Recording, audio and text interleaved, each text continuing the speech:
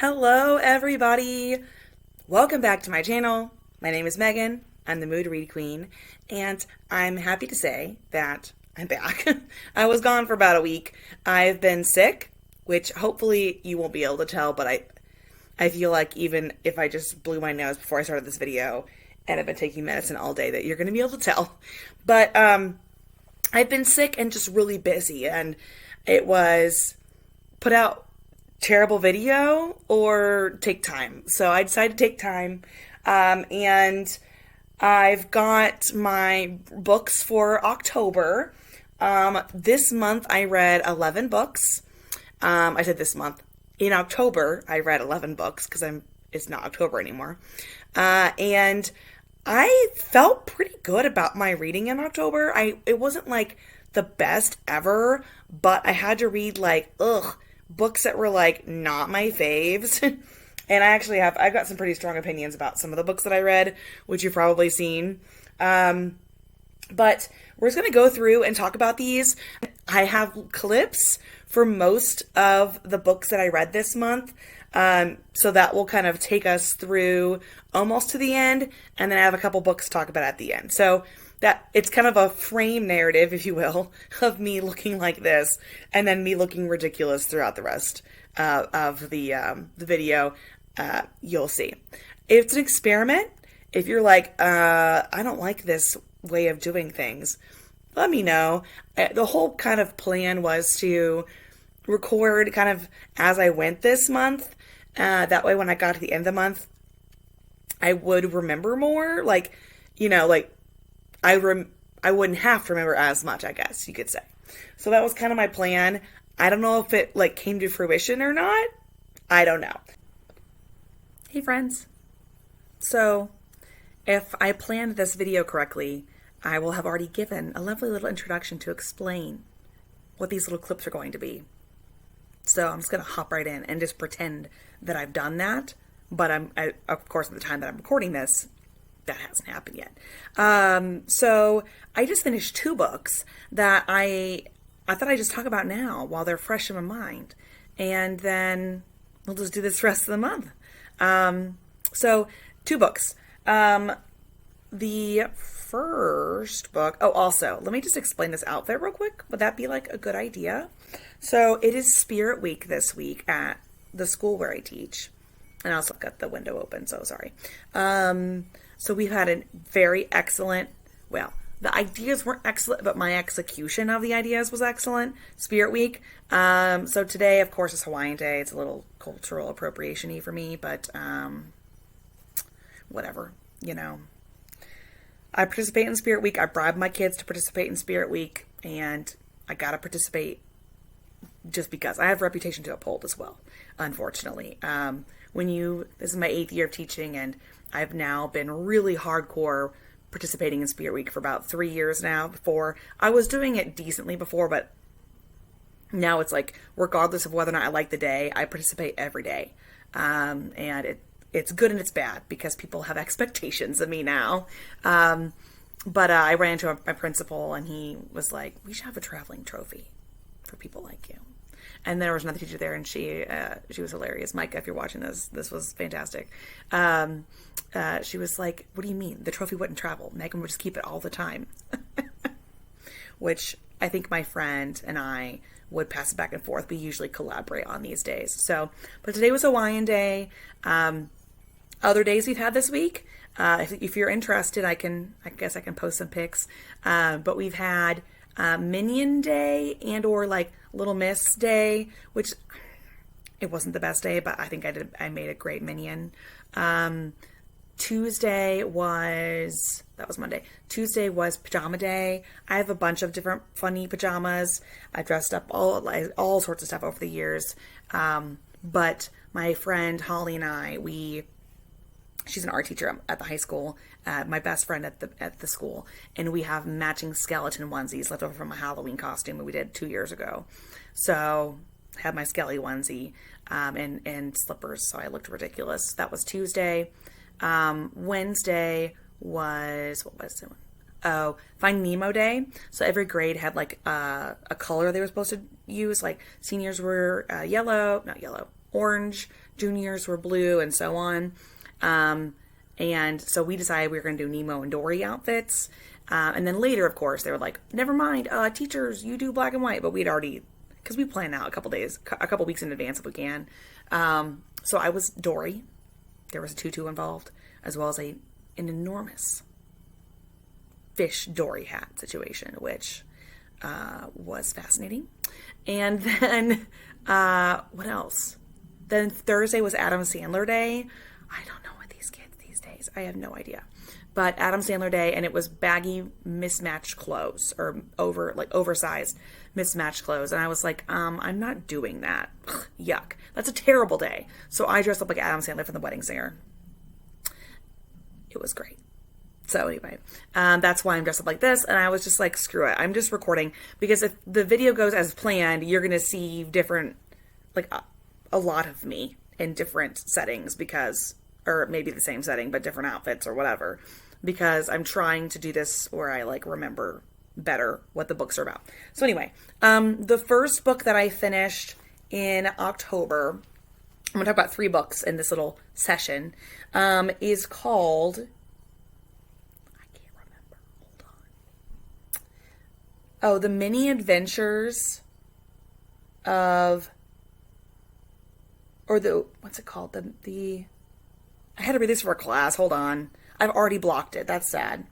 The Wonderful Adventures of Mrs. Seacole in Many Lands. Okay. So this is what the book looks like. Okay. And why did I have to read this monstrosity? Well, I have complained many a time already about this British literature after 1798 class. And anyway, so I listened to this whole book, and I listened to the audiobook at like 1.6 speed, which for some people is like normal, but for me, I go like 1.1, maybe 1.15, maybe 1.2, maybe, depending on like how I'm feeling, depending on the narrator, etc. Okay, but normally I'm just like a regular speed gal. But this went into 1.6, and it was like this little British girl, like, anyway, so it's fine. I listened to like 85% of this book, but based on my rules, or we're counting it. And it's basically about this woman in the 1850s.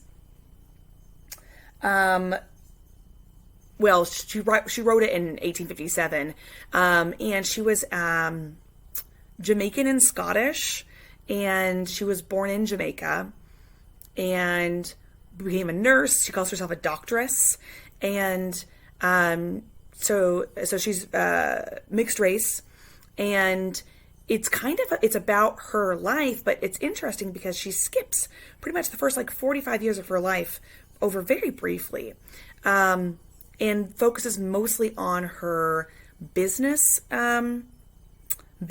and hotels, and as well as her nursing. And so she talks about like different nursing experiences, but she was mostly involved in the conflict with England and France and Russia in Crimea, which, okay, it was kind of interesting, and I don't know, okay? I'm telling you about it because I read it, so I might as well, because it's on my Goodreads. Would I recommend? Not really. Was it interesting in the fact that it was about a woman of mixed race in the 1850s in various aspects of society and what that might have looked like in terms of racism, in terms of expectations of women? Yeah, pretty interesting. But I would definitely listen to the audiobook of it. I just did mine on Hoopla, so it was fine. I gave it 2 stars because I ain't reading that again, Okay. You guys were like, why is she telling us about it? Full disclosure, I just want to, I'm counting it as a book I'm reading this month. So, Okay. The next book I finished, and I talked about this a little bit in the end of my September wrap-up, but I was a decent amount of the way through book 2 in the Kids Quotient series by Helen. I keep saying Wang, but then they say Wong in some. Sorry, Helen. But it's called The Bride Test. And I really liked this book. I talked to a lot of people who didn't like it, who had trouble getting into it. I've read some reviews of people who had issues with it. Not a lot, not a lot of reviews. Mostly because I just kind of prefer to make my own opinion. But I really enjoyed it. So the second book is about Kai. Kai is the younger cousin of Michael from the first book. So there's Michael and Stella in the first book. And Kai is 26, I believe, at the beginning of this book. And Kai is autistic. And one thing I appreciate about these books is how autism or autism spectrum disorders are presented. They're, obviously different in each person. And I think that's so important because as a person, but also as an educator, I see that across the board. I have kids that have ADHD, autism, or an autism spectrum disorder, like Asperger's. I see kids with all sorts of stuff. And, just because we have the same diagnosis doesn't mean we're the same person, and it affects us the same way. And so I can really appreciate that Helen, thanks Helen, does, I think, a realistic portrayal of these people. So Kai is convinced that he can't love, that he doesn't have that ability within himself. And it's all based on his experience with his cousin Andy, who passed away in a motorcycle accident when he was 17 or 16. 17, I think. And so it's been almost 10 years since then. And though he, has connections with his family, he doesn't really think about love. He thinks he's meant to be alone. And his mother kind of does a mail order bride situation where she meets this girl when she's visiting Vietnam to visit family. Her name is May. When she moves to the U.S., she goes by Esme, like Esmeralda, because her daughter's favorite Disney movie is The Hunchback of Notre Dame. And she has a 5-year-old daughter. Her name is, I can't remember. When she moves to the U.S., she picks a new name for herself, and then her daughter also picks a new name. And her daughter's new name is Jade, so I cannot remember now what her daughter's Vietnamese name is. So anyway, she meets Kai's mother, who's making all these women cry in like these interviews. And the mom likes Esme, and Esme decides why not. It's a summer. Her way is paid to California. She'll live with Kai for 3 months, and her plan is to basically see what happens. And if she likes him enough, like, this could be her future. So she'll try to seduce him, which sounds sketch, but honestly, it was not as sketch as you'd think. The most sketchy part about it was that Esme lies about having a daughter. She doesn't bring it up. And that aspect of the story, I'm going to tell you right now, was it was resolved way too easily, which is a criticism I had of the first book as well. If you watch that wrap up, the ending wraps up way too easily, in my opinion, based on the miscommunication that occurs.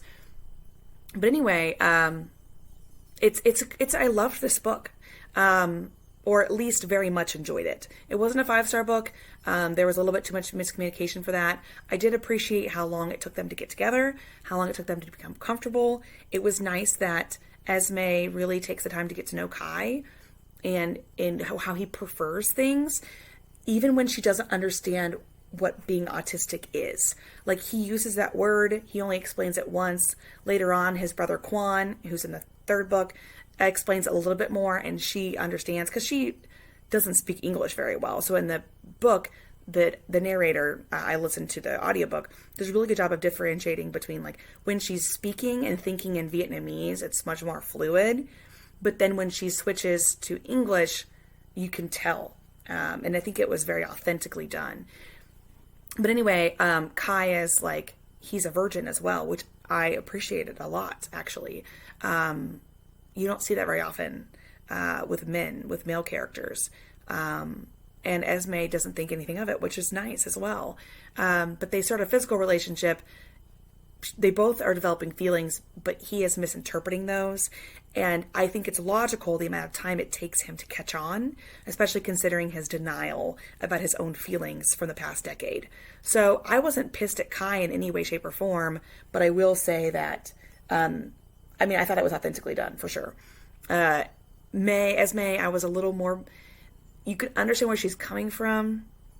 I like the development of her character. She starts, going to school. She starts seeing a future for herself, choosing Kai because she wants him and not because she thinks it's what she should do.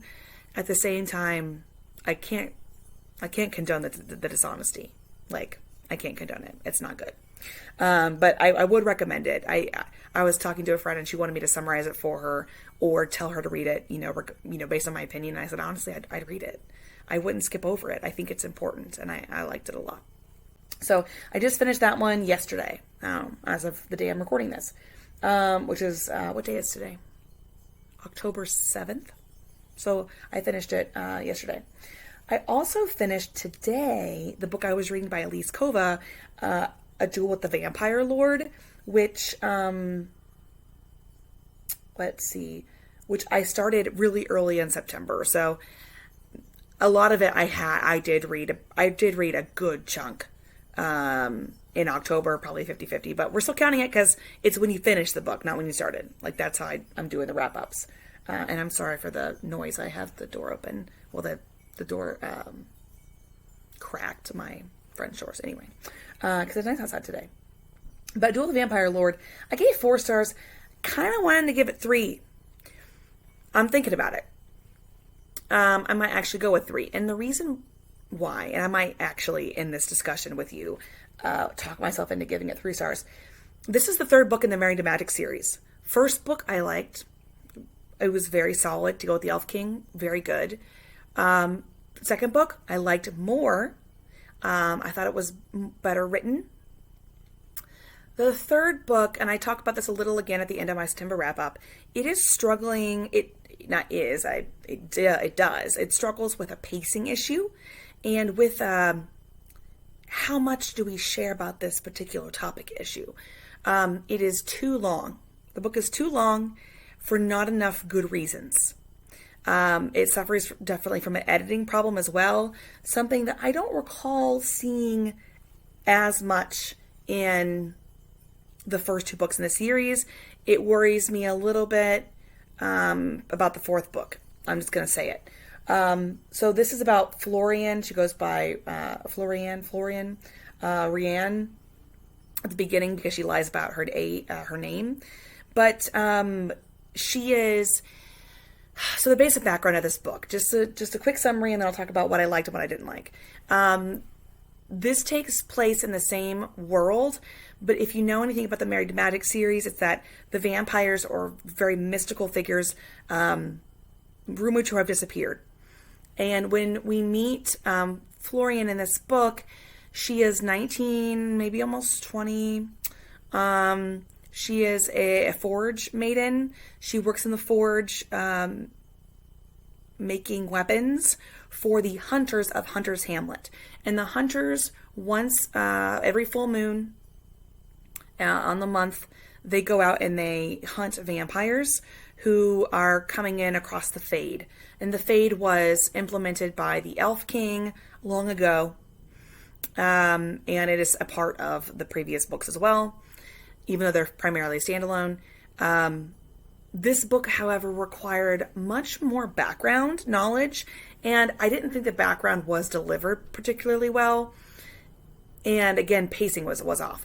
So Florian ends up basically being taken back during the Blood Moon, which happens once every 500 years. She's taken by the Vampire Lord because he thinks that she might be able to help them break this curse. And they are convinced that the humans cursed the vampires. They are the cause of this curse. And so both think the other one is the enemy. She thinks the vampires, he's in charge of all of them. They're this mindless horde that follow him, and their goal is to eliminate human beings. And he thinks that the humans set this curse that are slowly killing the vampires. And it's been 3,000 years since this curse was implemented, and the vampires have been mostly put to sleep before the curse, but little groups awaken and start trying to break the curse and solve it. And he's the new vampire lord, and the current one. And so the vampire realm is just decimated. It is in ruins because of this curse. And the curse is basically, deteriorates the vampires. And it's interesting, but it really struggled from having too much information, especially in connection to the previous two books. I think it could have been delivered in a better way. Yeah, I think it could have been delivered in a better way. So, yeah, that's it, really. I don't know how much to talk about with this. Do I still recommend the series? Wholeheartedly. But definitely go into it with an open mind. And also know that the first 150 pages are hella slow. Florian, idiot. Total fucking idiot. Like, she is so slow on the uptake. And and when this is my September wrap up, but I wasn't sure if it was because she was being purposefully ignorant, if she was just dumb, or if she'd been so lied to by the people in Hunter's Hamlet, or if this information had been lost to time. And it ends up being a combination of factors, of course. But the answer, I wouldn't say the answer is right in front of her, but part of it is right in front of her. And it just takes her a long time to warm up to the idea that the vampires are not villains. And that there's more to it than that. Once she does, the story does move faster. I still didn't feel as connected to the characters in this as I did to the previous books. So those are the ones that I finished so far this month, but I'm feeling so much better this month about the books I've been reading, and I'm excited. So I guess the next clip will be what I read next. Okay. We're back again. Okay. Well, I probably shouldn't say that because I think like the whole point is that it's just like a seamless, let's keep talking about the books I read this month. But, we're just doing these little clips because I really want to remember everything. So I have, let's see, 2 books to talk about. At least this version of me has 2 books to talk about. So the first book that I'm going to talk about is An Enchantment of Ravens by Margaret Rogerson. And if everything goes according to plan, should be also a video of me and my former student teacher, Emily, who is currently teaching abroad in South Korea. We're planning on having a video discussion about it because we've now at this point, both of us have read all 3 of our dear fave Margaret's books. And so her first book was Enchantment of Ravens, which came out in 2017, I think. And then 2019 was Sorcery of Thorns, which I think is still our favorite. And then in 2021, Vespertine came out, and you saw hopefully my chaotic reading vlog for Vespertine. So I need to do more reading vlogs, but we decided to read Enchantment of Ravens because I had read it quite a while ago, I believe prior to Sorcery of Thorns, and she had never read it. And I had some kind of some stuff to say about it, but we were talking about it and sort of reminiscing, or I was reminiscing, and I was like, you know what, maybe we should just buddy read that. So we kind of failed at buddy reading it, but we're working on it. She read it 3 weeks, a month before me. You guys know if you've seen my September wrap up and then also my October, November, unofficial non-TBR thing, that it has been a very rough quarter for me. So, and do I have a copy of? No, I don't. So I guess I'll put it over here. But Enchantment of Ravens, I wanted to revisit it because I wanted to see if I still remembered it as well as I thought. And so I want to kind of keep this part short because you can watch that video as well. But it was funny because we were talking and Emily was like, I'm not sure that you think you remembered it as well as you, I'm not sure you remember it as well as you think you do. And I was like, And you know what? The first part I remembered perfectly. And she was like, okay, whatever. And then as I kept going, I was like, wait. Oh, yeah. So anyway, Enchantment of Ravens is about Isabel, who is a human. And, it's funny. Got to clarify these things these days, right? She's a human. It's a fantasy book. And she is a portrait artist. Her craft is creating portraits and paintings for these fair folk, the Fae.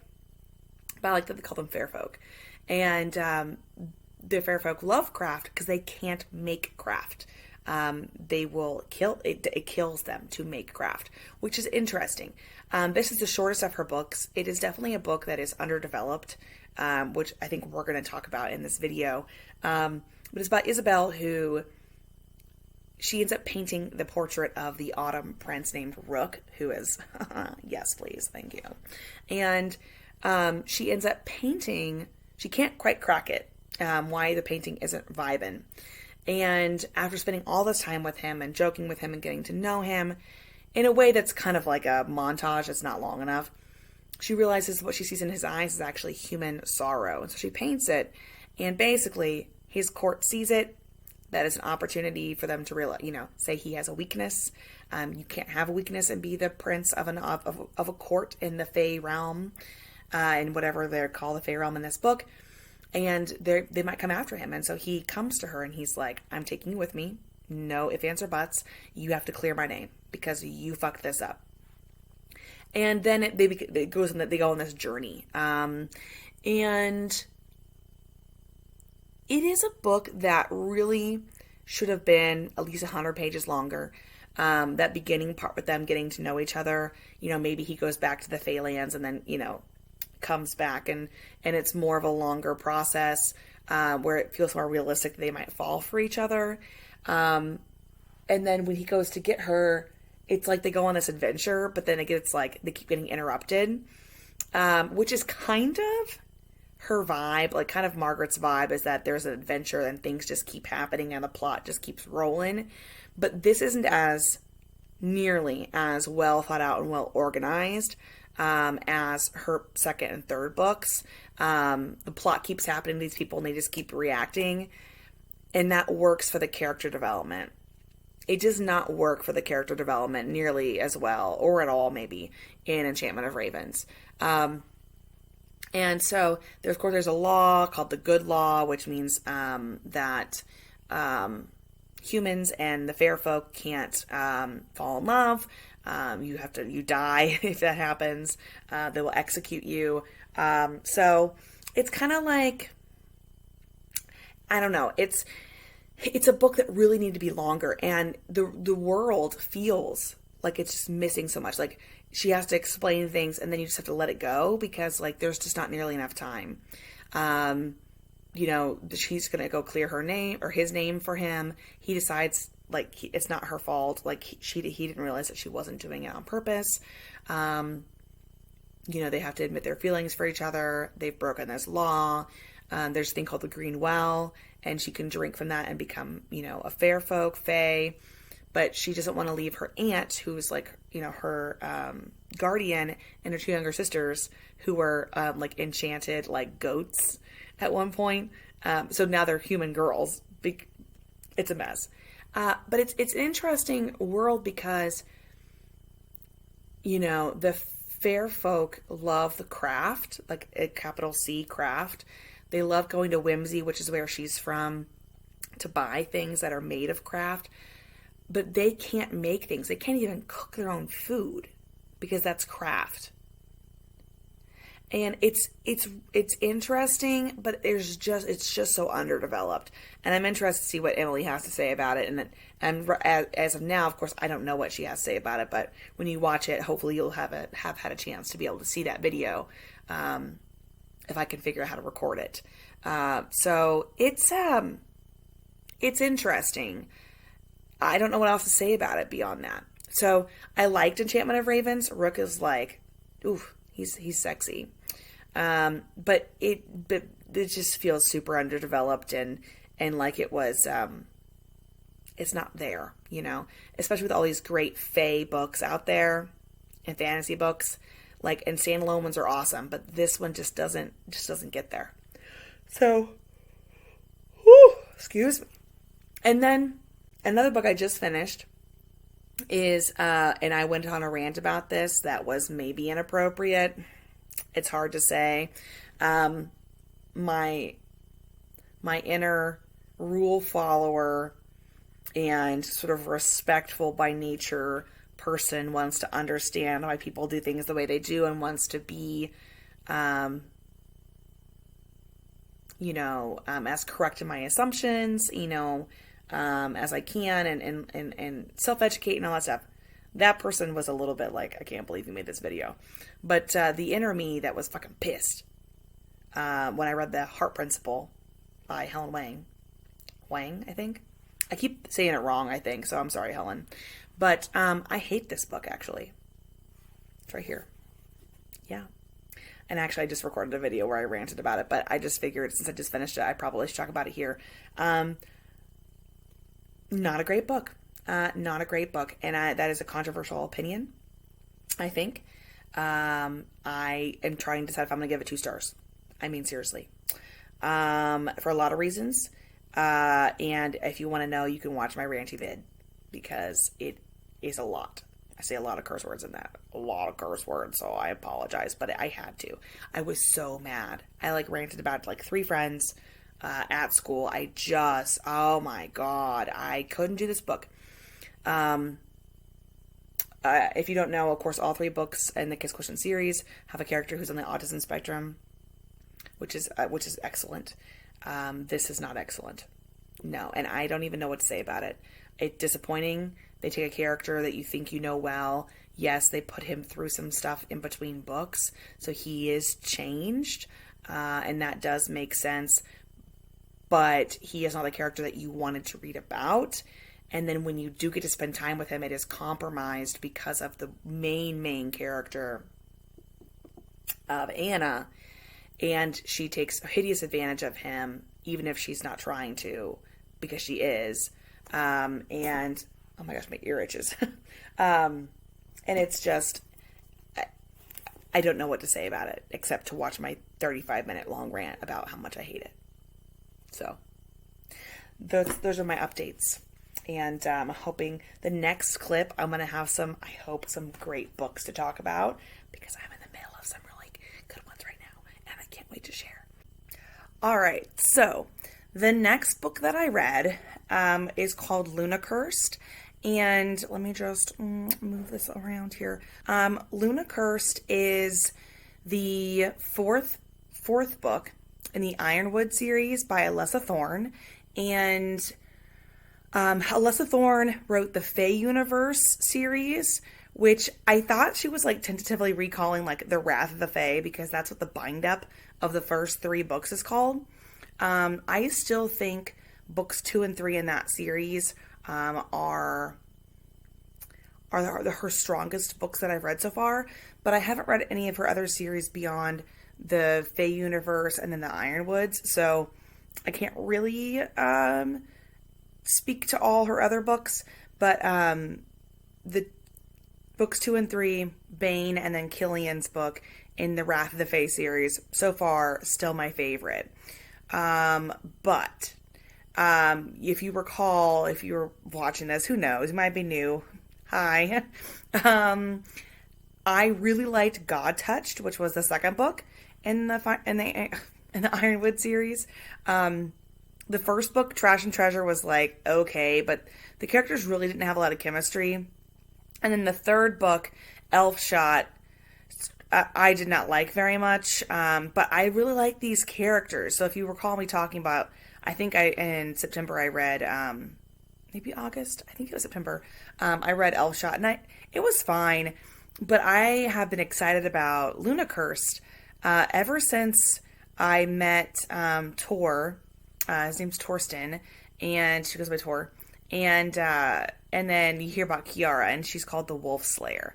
So, if you haven't read or haven't heard me talk about the Fae Universe series, or the Wrath of the Fae, and the Ironwood series, I recommend you check out my video that's books, series you should read if you like ACOTAR.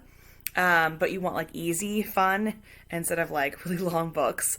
I talk about that series in it, and I go into a decent amount of depth with those. But needless to say, or I don't know, just shorten this a little bit, you've got the first 3 books, which are about 3 Fae brothers, and then you've got the next 4 books, which are about Ironwood's siblings or cousins who have romances of their own within this Fae universe. And this fourth one is about one of the cousins, Kiara. And I really enjoyed this book a lot. The basic plot is that Kiara is a wolf slayer. She's trained to be a warrior. She's an Ironwood. That's what Ironwoods do. But she and Tor have had this thing that they've been ignoring because they all have like this like mate thing going on, which I'll go with it. And they met in the Fae Universe series with the Fae brothers in this like final battle that they had. And then in the third book, and then, they've crossed paths, or we've heard about them in the other books.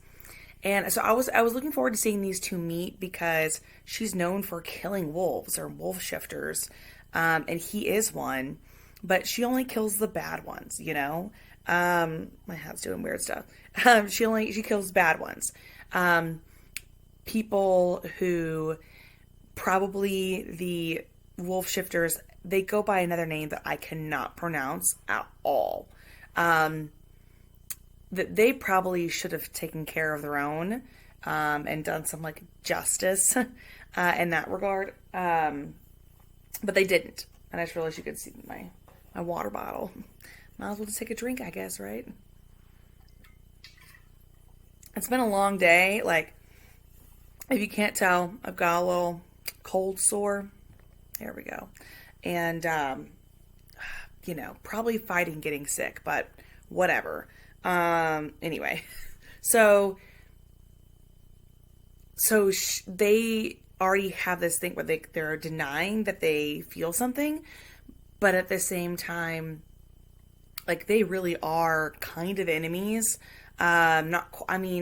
Enemies, it's just kind of enemies to lovers, but at the same time, they both have good reasons. So, like, her cousin just like mated with his best friend / kind of brother figure, Arn, Steel Singer, yeah, who's an elf, and he and Arn have been best friends since they were young, and the elves took better care of him than his own father did, and so he's got some issues with that, and his dad, and then Kiara's parents were killed by kind of rogue wolf shifters that her parents were trying to track down. So they've got some baggage, but I really liked it. And he calls her like his little bunny, which should be like weird, but I liked it. And they are also looking for, so like every book has its own kind of smaller plot, and then the overarching one is like, ooh, look, there's bad things happening in the world. And they're usually related like back to a main villain from like the original series. And so there's like a lot of lore also in these books. I'm not doing a good job talking about it, but I really like them. I like their dynamic. This might be my third favorite of Alessa Thorne's books so far, because if I had to rank them, I think I would say I loved Wings of the Night Prince is the third book in the Fae Universe series. That's my favorite. I also really liked Bane's book, which is Heart of the Winter Prince, I believe, or the Ice Prince. Heart of the Ice Prince? Heart of the Winter Prince.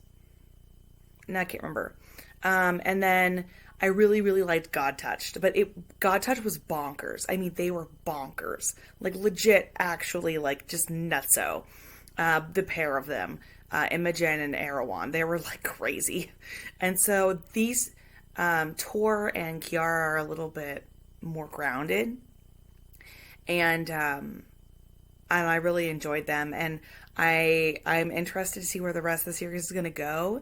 She says the Ironwoods are done, but she's not done with the Fae universe, which is awesome because they hint at some stuff with his sister, because like she's helping him look for his sister. She knew that she was missing, and she decided to kind of track down a lead, which ends up getting her wounded, and they have to like have this bond thing so she can take his strength and heal. And and then they continue the search for his sister. Like at the last of like the generals, I think. Or was he a general? I think he might have been the last of the generals of Morrigan, who is also in the original trilogy.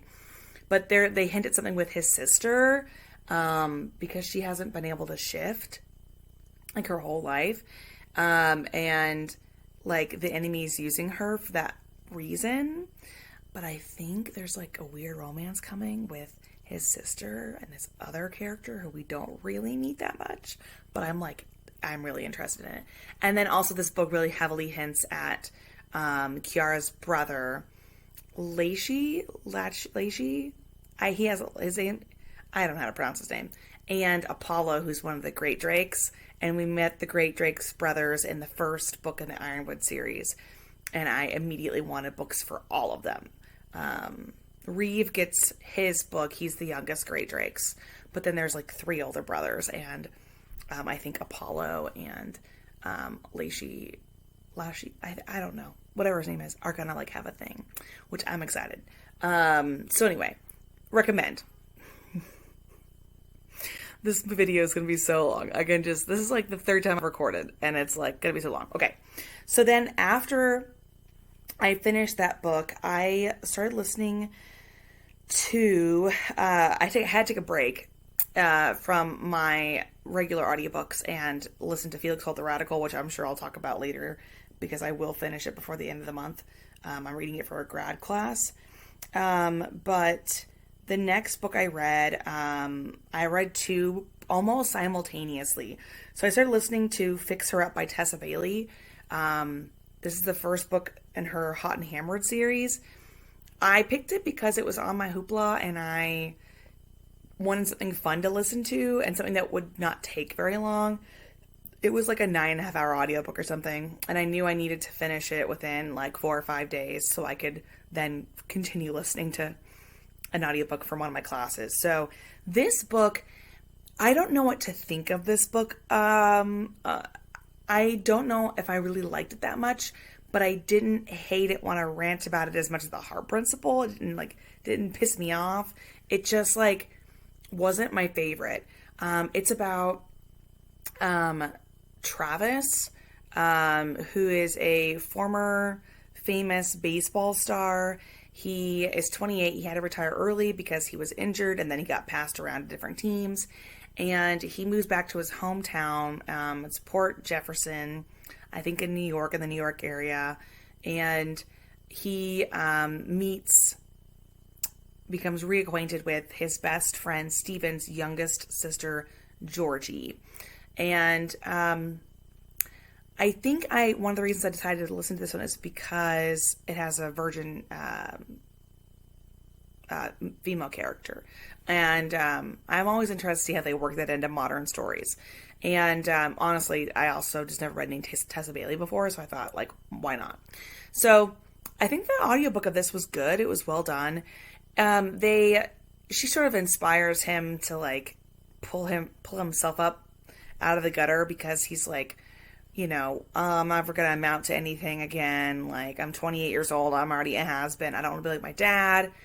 And she wants people to stop seeing her like she's a kid. She is 23. She owns her own house. She has a clown business, which is kind of funny. But she has 2 older siblings, and then her two older siblings work for their families, like housing flip business. But she doesn't, and she's tired of people not seeing her like an adult. And so, and she's also like low-key been in love with Travis, and she was like a preteen. And so she like kind of gets him up off his ass. And it takes them a while to come to this kind of agreement, because they both are like kind of into each other, but like he feels weird about it because she's Steven's younger sister. But they decide they're going to fake date because he's up for a position at like, I think he's going to be like the voice of like one of the baseball teams, like commentary and stuff. But he has to like clean up his image because he's like a playboy and he had like this terrible nickname when he was like a rookie, and they called him Two Baths. Yes, that is a reference to the size of his dick. Yes.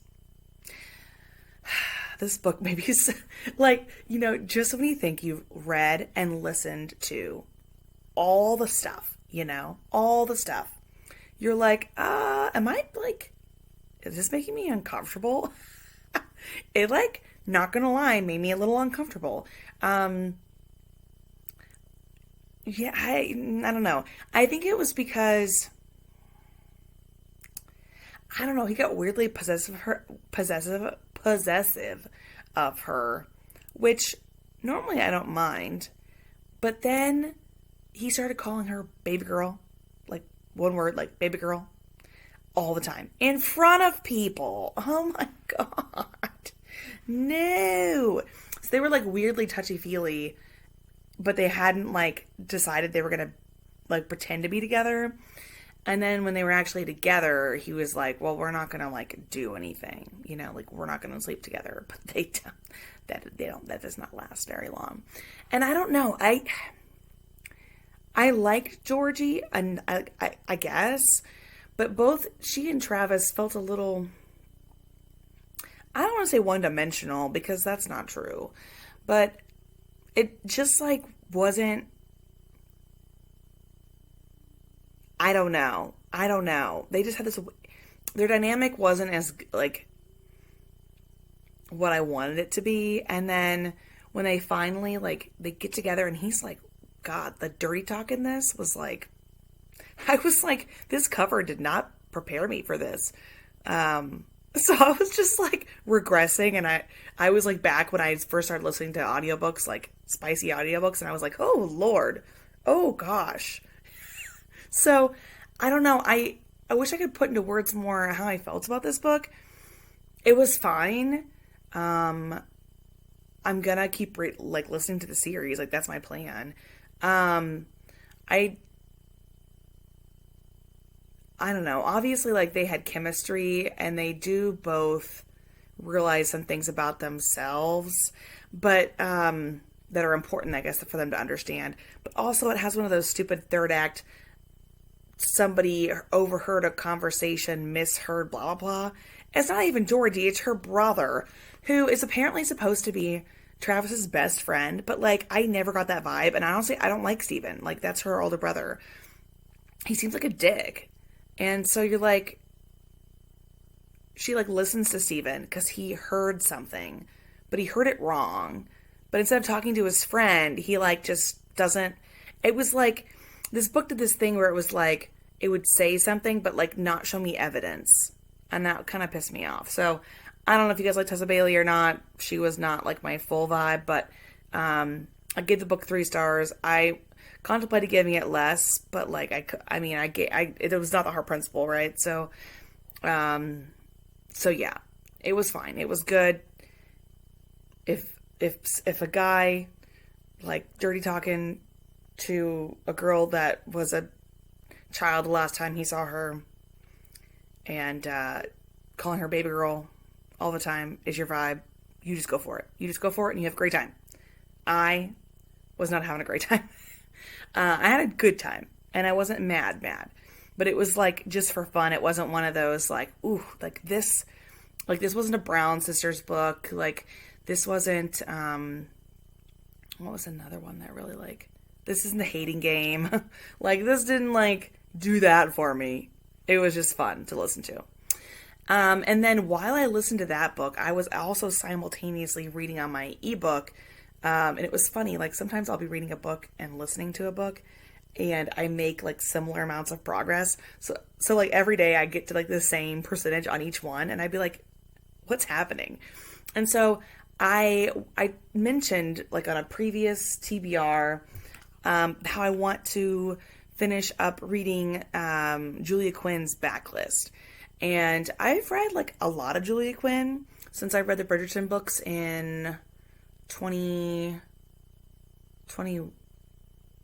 When did I read those? I don't know. Anyway, yeah, I think it was 2020, like December. Anyway, So I read those, and I started like reading some more of the books. But there's like several series that I haven't gotten to yet. So I went on my Libby to see which ones they had available because I'm trying not to buy books. I know. And the only series that they had the first book available was the Splendid trilogy. So I just started with the first one, and I didn't realize that that's her very first book. It came out in 1995. So I started reading Splendid, and I enjoyed it a lot. I think I only ended up giving it 3 stars. I might need to like reevaluate that. If it didn't have the last like 15%, I would have given it probably 4 stars. But it went off the rails the last like 10-15%, and it was like bonkers. Like it was like the end of Gregory's book in the Bridgerton series, when like this book was different in that like in Gregory's book, the first like 85% of the book is like boring as hell, and then the whole plot basically takes place in like 15%, and it's crazy. Someone's kidnapped, or someone has to get married, there's an annulment, there's someone tied up to like some pipes in a room or something. It's ridiculous, and I really hated it. But this one I really enjoyed, but it happened faster than I thought. Like there was so much more plot in this than I thought there was going to be. And so by the time like our characters were happily settled, I was like, why do I still have so much of this book left? So like the last 10% was like this crazy bonkers like kidnapping ride. But the story is about Alex. He's the Duke of Ashbourne, and he's like, how old is he? 29. And he's like committed to being a bachelor. He doesn't want to get married. And he's like, he kind of has some jaded feelings about women that I'm not sure are fully like grounded. I mean, I know he feels a certain way, but I don't know if he ever actually explained it enough for me to be like, okay, you're justified in feeling that way, Alex. Because he sort of like, I mean, he was like man whoring himself out, you know? Like you can't, I feel like you can't judge people for wanting you for that and then for your money if like you're purposely entering into relationships that are like by definition meaningless, you know? Anyway, Alex and I can have a whole conversation about that. But I like the meet cute in this. So we have Alex and we have Emma. And Emma Dunster, she is an American. This is 1816, so she's from the United States, not the colonies. An important distinction. And she is convinced by her father and her aunt and her 2 cousins, Ned and Belle, to come back to England for a while. She can have a season. And so she does, but she wants to run her father's shipping business, and that's something that she helps him do on a daily basis. But they both have to accept that, I mean, he already knows this. She's in denial that people are not going to accept her as the head of this company if he wants to retire. That's just not the way the world works at this time period. And so he wants her to go to England, and she does. And she is having like her coming out ball. Debut? She's debuting. And she and her cousin Belle don't want to help with flower arranging, so they get the maids' outfits from their maids, the costumes, and they are gonna sneak downstairs and see if like they can like help Cook do stuff, and they need eggs, and so Emma volunteers to go get eggs. But as she's leaving, you know, the market or whatever, there she sees this little boy who like darts across the street because he's like, his mom is in a carriage talking to someone, and he got out early, and he sees a dog or something, and he like is getting ready to dart across the street, and so she drops the eggs and like throws herself at him so he doesn't get hit by this like hack that's driving by.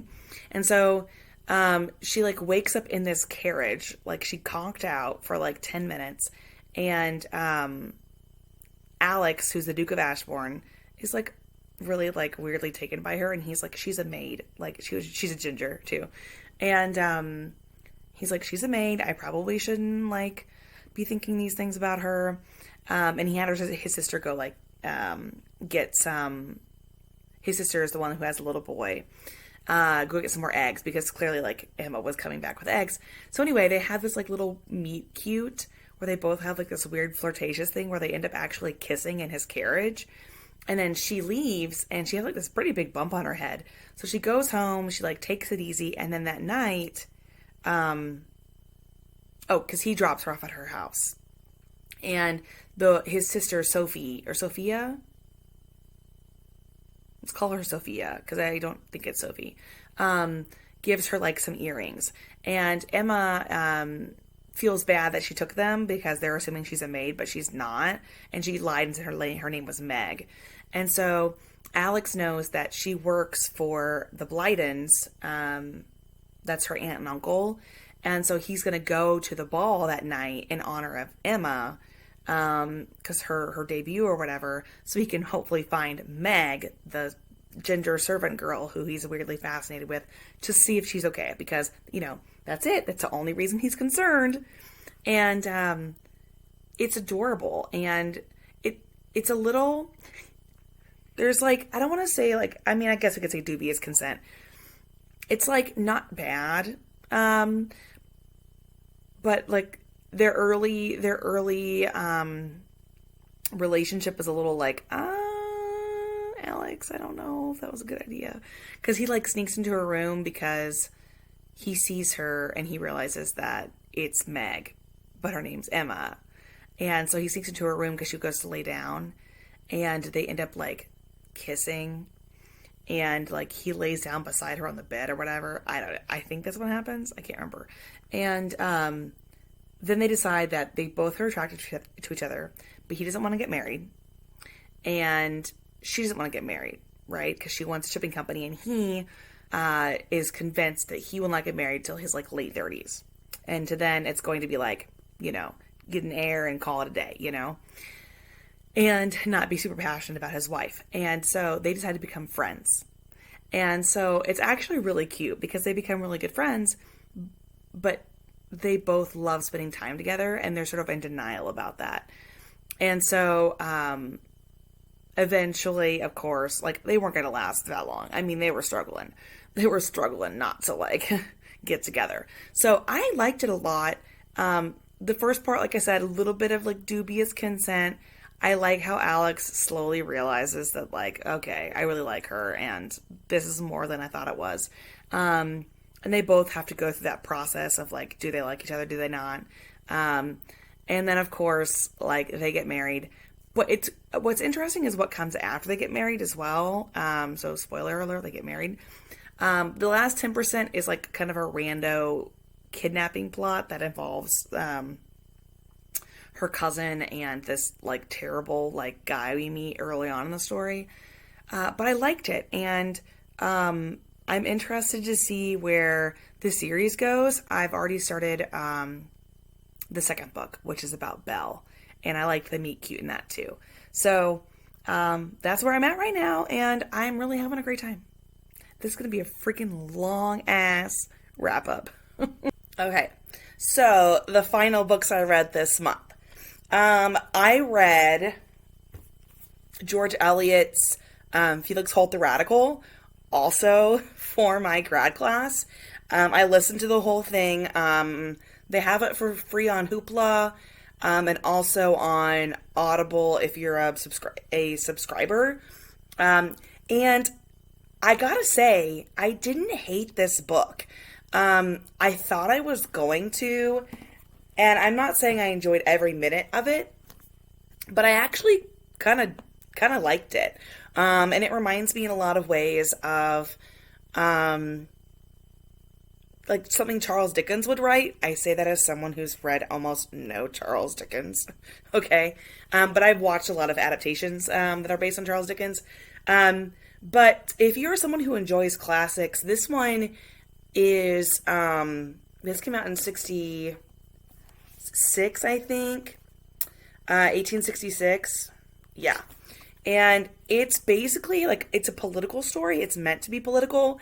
And it came out right before the second reform bill in England. The first one came out, the first reform bill was in 1832. I'm learning all sorts of stuff in this class, guys. But there are these reform bills in England to widen the voting pool, the number of people, men, for a long time, who could vote in England. And, when they started, you had to meet all these certain qualifications, and you had to be a landowner. And then they opened it up more, and similar in ways that they opened it up in the United States, although the United States was always more open than England was, although there were restrictions on in both places. But it's about them opening up voting to more people, and sort of what does that mean for democracy? How do you hold people accountable, people who have the vote now, but who may not be educated, who may not fully understand the issues they're voting on. I mean, they're real issues. I mean, things that we deal with today as well. They can get really sticky, but that's kind of the base story. The base idea, but it tells a story of multiple people. So you have like Felix Holt, who's our main character. Sometimes I'm not sure why we named it after Felix Holt. I watched this YouTube video where the guy was like, I don't know why George Eliot, who that's the pseudonym of Marianne Evans. I don't know why George Eliot didn't just call it The Radical and leave it at that, because there are a lot of people who perform in like radical ways, or act in radical ways, or unexpected ways, based on their positions, based on their genders. And Felix in the book is a radical. He's someone who, radical as in someone who has ideals, is willing to live based on those. And then you also have Harold Transome, who is a landed gentry kind of guy, has come home from Greece after marrying there and having a son, and then his wife dies and he comes home when he finds out that his brother has died and he's inherited everything. And he decides to run for Parliament, I think. And he's going to run under the kind of radical banner. And it's about these two men who are both radicals. So Felix and like what his beliefs are, and then Harold, who has no beliefs really. And sort of like Harold's family, and then Felix's family. And then also this connection that both of them have with this woman named Esther, whose father is a reverend. Her mother was a French woman, and she died not long after she was born. She was maybe she was a few years old. She died fairly young. So she's been raised by her father, doesn't know it's her stepfather. And there's this whole question of her parentage, like who is her real father, and does that have any connection to the characters that we met so far? I'm probably making it sound more interesting than it is, but it's fascinating because there are also a lot of layers in this that remind me of Jane Eyre, which I'm actually writing about for my seminar paper for this class. So if you're at all interested in any of that, check it out. I mean, it's a chunky book. I enjoyed listening to it quite a bit. The narrator is interesting, kind of giving us, like, Victorian narrators kind of are, they're not like any other narrators, in my opinion, at least the ones that I've experienced with, because they have their own opinions on stuff sometimes. Sometimes they're more in the head of one person than another. Sometimes you can tell what they think of the characters, even though they're not involved. So it's interesting. There's some mystery in there as well. And I didn't dislike the book nearly as much as I thought I was going to. And in fact, I enjoyed it quite a bit. And I might watch an adaptation of it now. I don't know if there is one. I'm not sure if it's romantic. This is not necessarily romantic. It tries to be. But I still think it's interesting. And I'd like to see casting on it. So I did read this. The next book I read was actually the sequel to Fix Her Up, and by Tessa Bailey, and it is called Love Her or Lose Her. And I thought that this was an improvement over the first book. I have just realized that Tessa Bailey is not my vibe. Like, Tessa Bailey is way too... This is based on only 2 books of hers. I am going to be reading the 3rd one in the series. But when you've had the Brown sisters, and when you've had the kiss quotient even, when you've had the hating game, and you pick up stuff like this, what? You know? This was a better story, but it still didn't do it for me. And the characters come across as very simplistic and kind of dumb. Like, kind of dumb. I'll be honest with you. They ain't very smart. I know I just said ain't. But, you know, in the first book, Travis and what's-her-face, Georgie, they're not very smart either, okay? And they were kind of annoying. I don't know. Travis was a bit pushy. In this, I was more interested in the whole second chance romance thing. But I wasn't sure why the two characters, Dominic and Rosie, even had a connection. Like, it was clear they had one. That it was at least like a very physical connection, which is what their therapist talks about. But I did not feel that connection. I felt it more than I did with Travis and Georgie, but they just kept telling me, "Oh, this intense connection we have," but I wish it wasn't just sexual, you know? I wish that, you know, we used to have more and now it's just this. And so they go to, Dominic and Rosie have been together for over 10 years. They've been married for almost 10. And they go to kind of last-ditch marriage counseling because Rosie's like, I'm done. I'm done. Like, I can't do this anymore, especially because she's seen Georgie happy. She has the Just Us League that the girls created together. Bethany, Georgie's older sister, Georgie, and then Rosie. And she's like, I can't do this anymore. Like, we don't talk, we don't communicate, it's over.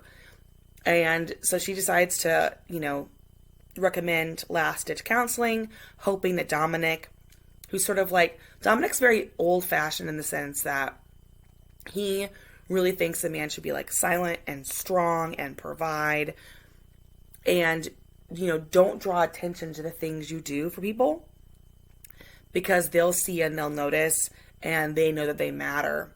But Rosie doesn't see all that stuff. Like, there are things that he does in this book and has been doing for years that she doesn't see. And so they go to last-ditch counseling. It's 4 meetings, and it's this, like, hippie, pot-smoking dude named Army, I think is his name. Yeah.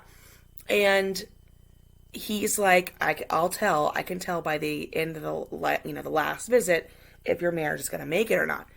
And so he gives them all these different homework assignments. And of course, they're not living together at the time. She's moved out or moved temporarily into Bethany's house.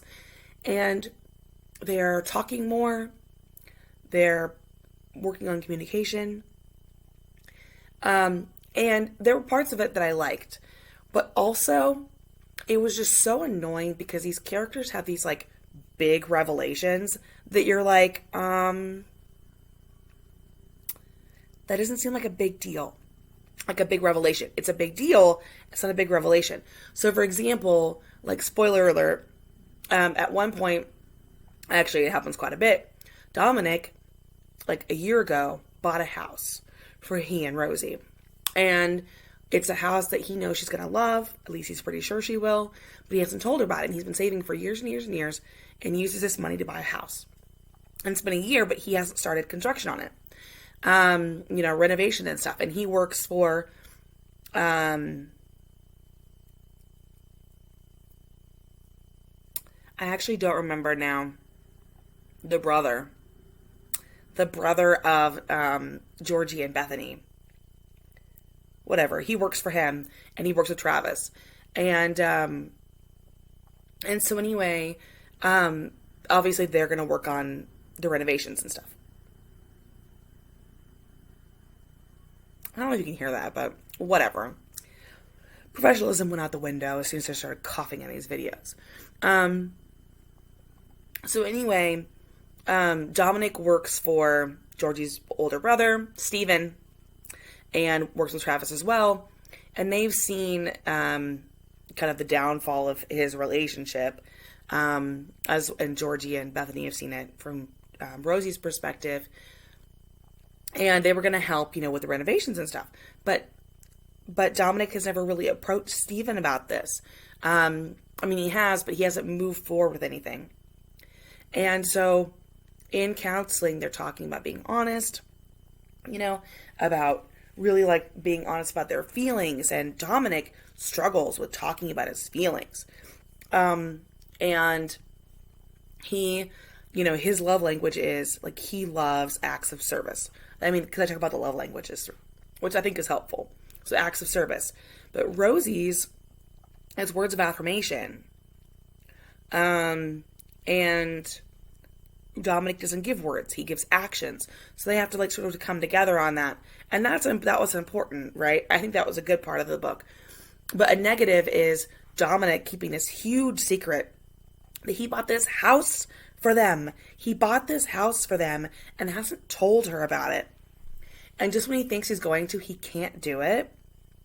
And so then they reconcile, and you're like, dude, are you telling me you're not going to tell your wife about this house?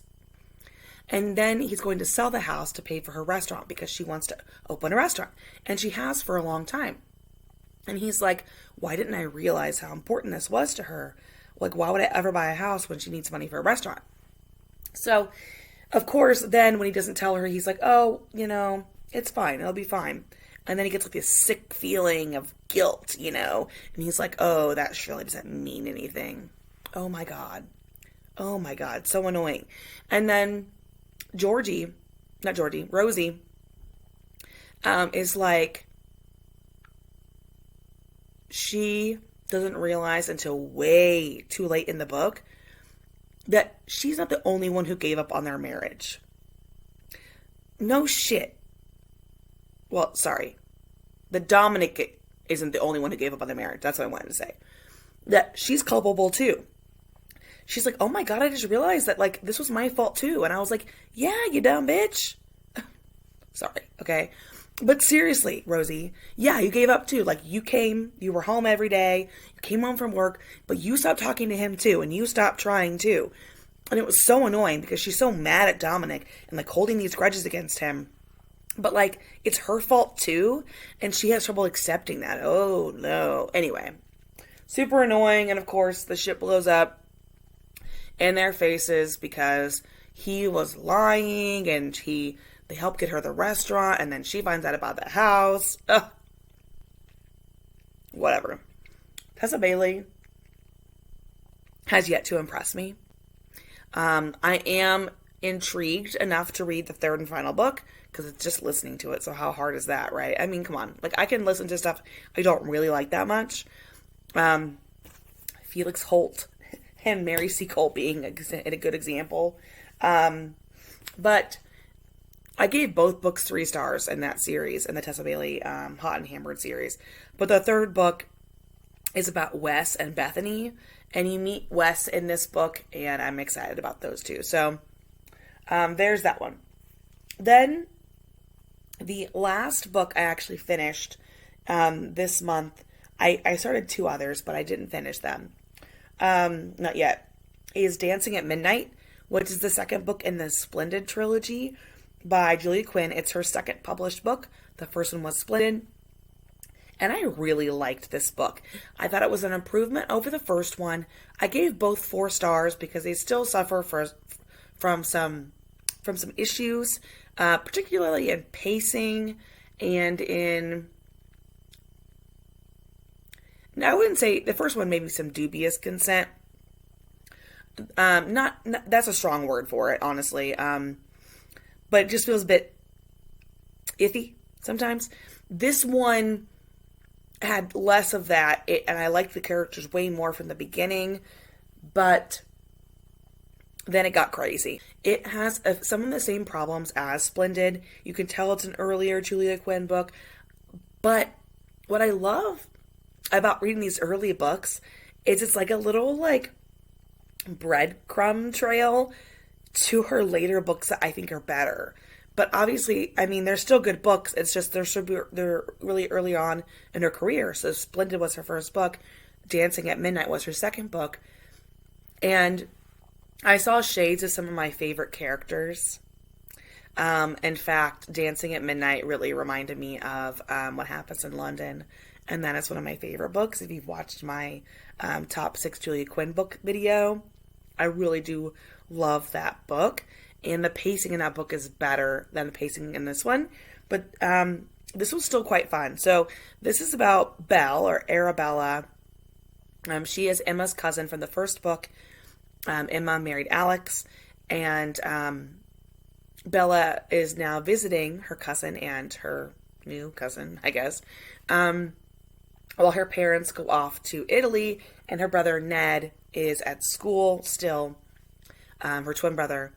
And she's left to her own devices quite often because Emma and Alex are busy doing everything. And I mean, Emma's already pregnant by the end of the first book, but they're having a great time early in their married life. And so she's kind of out, kind of doing her own thing. And she meets John Blackwood. And John served in the war with Alex. He earned his sort of place in society. He saved all of this money to buy this house. It's called Bletchwood Manor. It needs a new name. It's kind of a joke throughout the book. And he keeps running into her on his property. And they strike up this fun friendship. You know, she loves reading Shakespeare. He's read a lot of Shakespeare. She needs reading glasses. She has to squint when she reads. And they are just so cute. They are really, really cute. And you know, like, he holds some stuff against himself. Things that happened during the war that he's not responsible for, but he feels responsible for them. And they connect very early and very quickly. And so, you know, he tries to spurn her a little because he thinks he doesn't deserve her. And then she kind of plays games with him by announcing that she's going to be getting married, or letting the rumors kind of swirl about in London that she's getting married to a friend of hers, who is actually, he has the third book, which I'm excited about. But he comes to London and they have this romance. I mean, they already did, but it moves the romance moves very quickly, but it like stops and starts. So like they recognize very early on that they like each other, that maybe they even love each other, but then like he'll put the brakes on. And then, you know, she goes to London, he follows her to London. They realize they're like, he was stupid. They're going to be together. And then, but her parents aren't back from Italy yet. And she needs a chaperone because Emma is with Alex. And so it's like this, it struggles a little bit with pacing. You also have a mystery that's like not much of a mystery at all. John has these nightmares regarding something that happened to him during the war. There was a young woman who, they were in Spain, I think, and there's a young woman who was raped by one of the members of his company, and John didn't do enough to stop him before it happened. At least he feels that way. This guy was gonna do anything. I mean, he was gonna do it anyway. But he has these nightmares about it. The girl committed suicide 3 days later. It's something that haunts him. And he starts getting these anonymous notes in the mail. First, at Bletchwood Manor, which is the name of his home. I don't know if I mentioned that already. And then in London. And then there's an attack, an attempt on his life. And Bella is almost kidnapped. And he finally puts two and two together. But you know from the first note who it is, that it's this guy whose life was ruined because of what John did, which was shoot him in the ass and basically cause him to, he like AWOL'd, left the military and has had a bad reputation ever since. And so I really enjoyed this book a lot. The shades of characters to come in her later books was like super obvious, but I love seeing those connections when I read authors' early books. And I thought that was really fun. And this was definitely a stronger book and than the first one, but I enjoyed seeing all the characters again. I loved interacting with Alex again and with Emma again and seeing Bella's twin brother Ned and also her friend Dunford, who is never going to be a romantic match for her, but I'm excited to see who will be a romantic match for him in book 3. So it was just, it was a lovely book, and I actually just had a really good time. So that, my friends, those are all the books that I read in October. And I didn't get to as many as I wanted, but I felt pretty good about where I ended up. I made that fall kind of informal TBR, non-TBR, and I feel like I've done a decent job in keeping up with that. I didn't read nearly as many kind of spooky books as I wanted to, but that's okay. It was a better reading month than September for sure. I just feel really good about it. And I'm nearing the end of my coursework for my grad classes, so life will be a little bit easier next semester. But I am currently reading, just a little update, The Moonstone by Wilkie Collins, which is another classic book for my grad class. And then I am also reading A Curse of Hope and Shadows, parts 2 and 3 by Catherine MacDonald. And I got an arc of it, but I didn't get to it in time. She was very nice about that. But it was just a crazy month. But it is a Beauty and the Beast retelling. I read the first part in the spring, and I really liked it. And I can't wait to talk about it with you guys in the next wrap up. So I'll be back again Wednesday with a video of my weekend trip over Halloween weekend, because I had some really fun times and I found some great books, and hopefully I will not sound so terrible, but wish me well, please. Pray for my throat, and I hope that you had a good reading month in October. I love fall. I hate getting sick in fall, but I love it, and I just had a great time this month. And let me know, was this form of video good? Was it not good? I don't know. Let me know. Okay. Bye, everybody.